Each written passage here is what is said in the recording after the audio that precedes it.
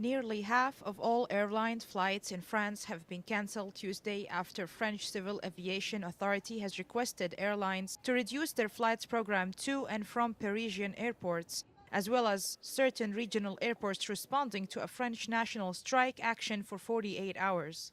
It is a huge strike, which happens this time of year, not precisely for a chronological reason, because based on the fact that the parliament has restarted to work in September and that the major laws, and this is quite true now as we have a new majority, the laws concerning the law of working law, droit du travail, concerning the status of the civil servants, concerning the capacity of the state and the local authority to run their activities.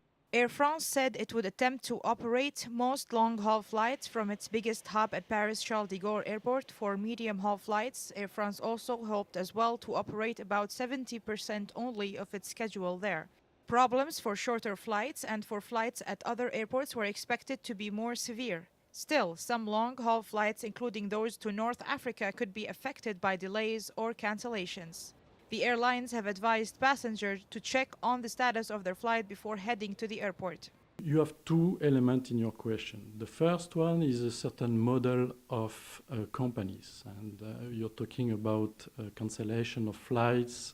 This is not a public company who is doing that. This is a low-cost company, and the model of this company maybe has something wrong in its working. I mean, there is no continuity of the service, and that's something different. Then you have the strike today, not in transportation, but in every sector, in some public sectors in France, because we have a certain welfare state, a model. This is not just capitalism. This is something which has been built for years. That means that trade unions, workers, try to protect themselves, the quality of their work, and so on.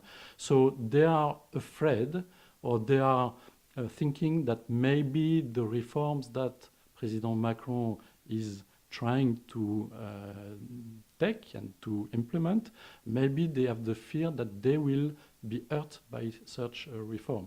The strike notice for Air Traffic Controllers Union is part of a national day of action in the public service, according to the USA CGT leaflet denouncing the government's policy, including attacks on the status of the civil servants, the abolition of 120,000 public jobs, the 35-hour threats, the restoration of the day of deficiency, the freezing of the index point, and attacks on the pensions. This is Farah Al Hashim reporting for KTV2 News, Paris.